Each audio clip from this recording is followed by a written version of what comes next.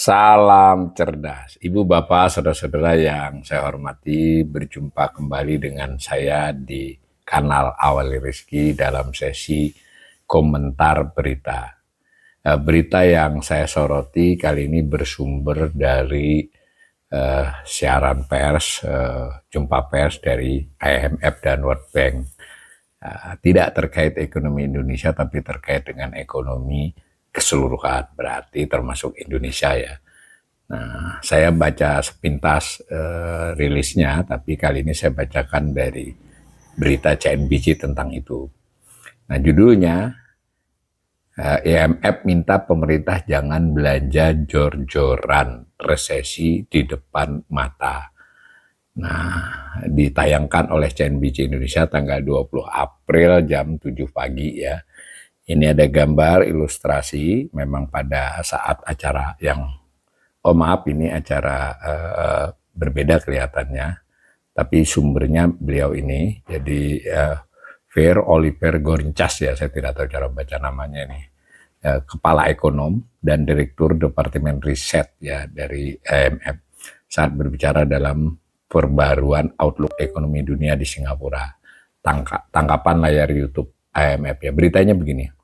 Dana Moneter Internasional atau International Monetary Fund IMF mewanti-wanti agar pemerintah tidak belanja berlebihan di tengah ketidakpastian akibat konflik di Timur Tengah ini.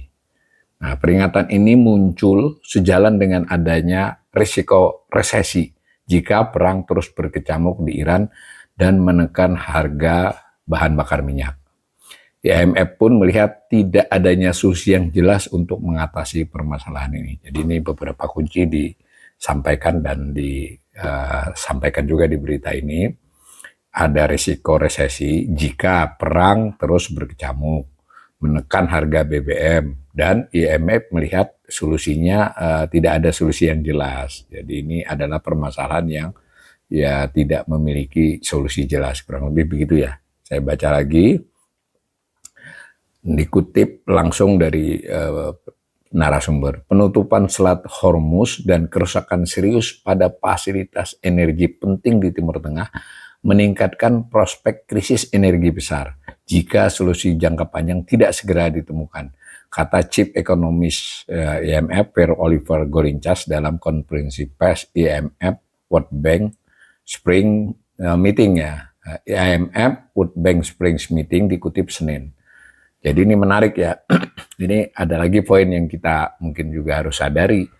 Jadi kalau perang berhenti pun tidak seketika pulih karena ada soal kerusakan pada fasilitas energi ya, entah itu penghilangan dan sebagainya kan. Jadi fasilitas sarana prasarananya juga rusak. Jadi ini penting kita, berhenti perang kan tidak otomatis semua lancar, kira-kira gitu ya. Nah, harga minyak dan gas telah meningkat tajam. Begitu pula harga solar dan bahan bakar jet, pupuk, aluminium, dan helium. Menurutnya, ini mengutip Chief Economist tadi, dampak keseluruhannya akan bergantung pada 3 saluran. Nah, ini dijelaskan ya cara pandang IMF ya. Pertama, harga komoditas yang lebih tinggi merupakan guncangan pasokan negatif yang lazim. Jadi memang pasokan berkurang ya. Menaikkan harga dan biaya, lalu mengganggu rantai pasokan, supply chains, dan mengikis daya beli. Jadi menggerus daya beli banyak negara dan berarti masyarakatnya maksudnya. Kedua, jadi itu pertama ya, jadi transmisi dari permasalahan ini. Efek ini dapat diperkuat karena perusahaan dan pekerja mencoba untuk memulihkan kerugian, sehingga berisiko terjadinya spiral upah harga, terutama di mana ekspektasi inflasi tidak terkendali dengan baik. Jadi mekanisme upah dan inflasi itu di banyak negara cukup elastis ya, cepat penyesuaiannya di permintaan dan untuk kenaikan harga, kemudian diikuti oleh inflasi dan sebaliknya. Mungkin di Indonesia sebagian bisa ditahan ya, tapi tetap transmisi antara inflasi dan upah itu cukup berhubungan erat ya, sehingga ini menimbulkan komplikasi yang bisa beda gitu, karena tidak lazim kenaikan dari masing-masingnya. Nah, ketiga, transmisi lain, kondisi keuangan dapat mengencang. Nah, ini beda lagi ya. Jadi kondisi keuangannya likuiditas lah dengan valuasi aset yang lebih rendah. Jadi situasi ini membuat banyak perusahaan mungkin termasuk bank kan valuasinya berkurang, kepemilikannya atas surat berharga dan sebagainya kan memiliki valuasi yang lebih rendah. Dan pada saat bersamaan premi risiko lebih tinggi ya. Ini kita bisa monitor premi risiko dari berbagai hal, misalnya CDS dan sebagainya. Lalu ada lagi yang diingatkan oleh IMF ini, pelarian modal. Jadi mungkin di banyak negara dia pergi mencari tempat-tempat yang dianggap relatif lebih aman. Sebenarnya sudah semua meningkat risikonya ya. Lalu apresiasi dolar ini juga digarisbawahi. Jadi dolar diperkirakan juga akan menguat ya, meskipun sampai saat ini memang masih volatil ya, yang meredam permintaan keseluruhannya itu dari hal ketiga ini meredam permintaan. Nah, perkiraan referensi IMF mengasumsikan konflik yang berumur pendek. Jadi IMF ini buat beberapa skenario.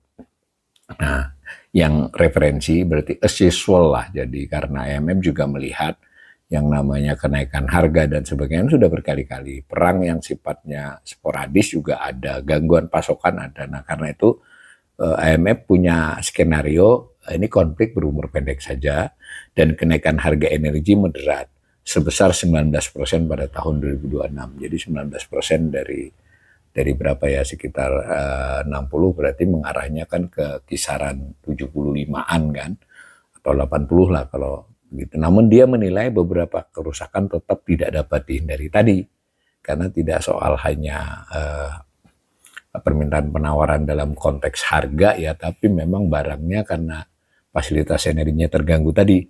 Nah, lalu pertumbuhan global turun menjadi 3,1% tahun ini. Ini pakai skenario referensi istilahnya, skenario referensi IMF yang melihat konflik ini jangka pendek saja, akan segera berakhir. Nah, penurunan dari perkiraan Januari, padahal Januari itu sudah lebih tinggi dari 3, kalau nggak salah 3,2 waktu itu. Dan inflasi utama naik menjadi 4,4%. Inflasi naiknya lebih tinggi ya.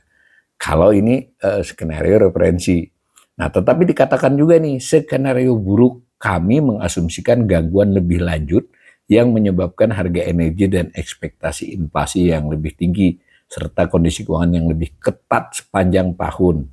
Pertumbuhan turun menjadi 2,5% dan inflasi naik menjadi 5,4%. Kalau tadi kan skenario referensi IMF yes, skenario biasa gitu. Nah, yang ini disebut skenario buruk. Kalau saya tidak salah ini adalah adverse skenario ya, adverse skenario. Kemudian ada lagi skenario parah, jadi skenario ketiga IMF. Berarti ini kalau tidak salah itu adalah severe skenario. Jadi adverse skenario, severe skenario. Mudah-mudahan saya tidak terbalik ya. Mengasumsikan bahwa gangguan pasokan energi berlanjut hingga tahun depan. Dengan ketidakstabilan makro yang lebih parah. Pertumbuhan global turun menjadi 2%. Ini jadi skenario parah ini. Dan tahun depan menjadi, sementara inflasi melebihi 6%. Jadi tahun ini 2%, tahun ini dan tahun depan sama-sama 2%. Sebelumnya kan 3,1, 3,2, 3,0 ya, 3,1, 3,0 ini turunnya jauh ini untuk skenario. Kalau yang tadi skenario buruk itu 2,5, ini skenario parah. Nah, inflasi juga akan lebih tinggi lagi. Nah, sampai 6%. Pierre Oliver ini tadi si chief economist IMF menilai risiko penurunan pertumbuhan global jelas sangat tinggi dalam skenario ini ya, skenario buruk ini. Persentase pertumbuhan di bawah 2% jika perang berlanjut dan harga minyak meningkat akan menjadi resesi besar yang melanda dunia. Sebagai catatan, kalau dalam konteks skenario yang parah ini, sebetulnya dunia hanya mengalami 4 kali resesi sejauh ini sejak 1980-an. Ya mungkin 4 kali. Kalau saya dirasa ini termasuk saat COVID ya 4 kali itu. Nah, jadi jarang terjadi seperti ini. Pierre Oliver mengingatkan dengan meningkatnya lintasan utang publik, ruang fiskal jauh lebih sempit daripada sebelumnya. Jadi ruang fiskal masing-masing negara ini, batasan harga, subsidi, dan intervensi menjadi kebijakan populer karena ada pertimbangan politik kan untuk subsidi dan intervensi dari pemerintah di masing-masing negara. Tapi hal itu bisa mendistorsi harga dan kerap dirancang dengan buruk. Nah, jadi tidak hanya tidak soal dia subsidi atau intervensi saja, bagaimana caranya subsidi dan intervensi di setiap negara itu bisa dirancang buruk gitu, menyebabkan ketergantungan serta berbiaya mahal. Sebagian besar negara tidak lagi memiliki kemewahan itu, di mana dukungan untuk yang paling rentan memang dibutuhkan ya, langkah-langkah yang ditargetkan dan sementara harus diterapkan. Benar ini, semua negara begitu kan, konsisten dengan rencana jangka menengah untuk membangun kembali penyangga fiskal dan menghindari stimulasi permintaan di masa inflasi meningkat, ujarnya. Dalam skenario terburuk tadi, kebijakan moneter dan fiskal harus siap untuk beralih mendukung perekonomian dan melindungi sistem keuangan bersamaan dengan kebijakan keuangan dan likuiditas yang tepat. Kegambar ini ya, fiskal, moneter, perbankan, jadi politik tidak boleh harus, ekonomi tidak bisa lagi kebijakannya terlampau populis. Banyak negara nggak bisa karena tidak memiliki sumber daya kemewahan untuk itu. Nah, dalam situasi seperti ini, jadi ini kan dia mengakui bank sentral tidak akan bisa berbuat banyak dalam hal memengaruhi harga energi yang akan mendorong inflasi naik. Karena persoalannya kan bukan di jumlah uang beredar kan yang utama.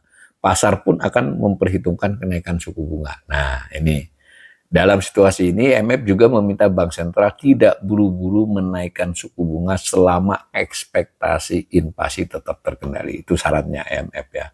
Namun selama ekspektasi inflasi terkendali baik, Bank Sentral dapat menunggu dan mengamati untuk saat ini.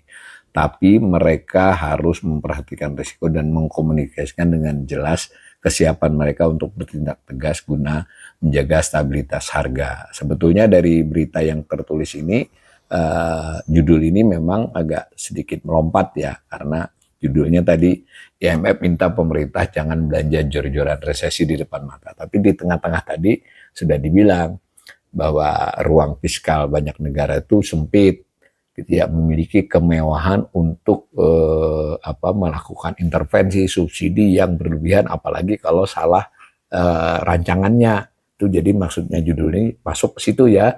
Jadi harus benar. Dan memang saya baca yang laporan IMF yang tidak dalam rangka ini, yang WEO, itu memang ada anjuran agar pemerintah itu berhati-hati untuk melakukan belanja, melakukan efisiensi, melakukan penyisiran terhadap belanja-belanja. Jadi relevan untuk Indonesia ADPIS ini. Jadi ini penting juga supaya pemerintah kita juga meskipun tentu harus menyampaikan hal-hal yang bersifat optimis dan persuasif kepada masyarakat, tetapi tidak usah juga menyangkal bahwa ini seluruh dunia sedang sulit. Indonesia salah satu yang sebetulnya tingkat kesulitannya itu menengah, malah termasuk yang tidak besar. Jadi karena kita memiliki produksi energi, memiliki daya tahan resiliensi tertentu, tapi tetap kesulitan itu dulu. Jangan juga semua negara sulit kecuali Indonesia, enggak begitu juga kali. Kita juga sulit, tapi memang banyak negara yang lebih sulit. Dan karena itu ADPIS rekomendasi agar belanja tidak jor-joran ini juga patut diperhatikan oleh pemerintah Indonesia. Mudah-mudahan kalau yang memperingatkan lembaga asing yang kredibel begini, pemerintah lebih mempertimbangkannya dibandingkan kadang ekonom yang dianggap tahu apa kamu ekonom. Nah ini saya bacakan IMF. Mudah-mudahan diperhatikan.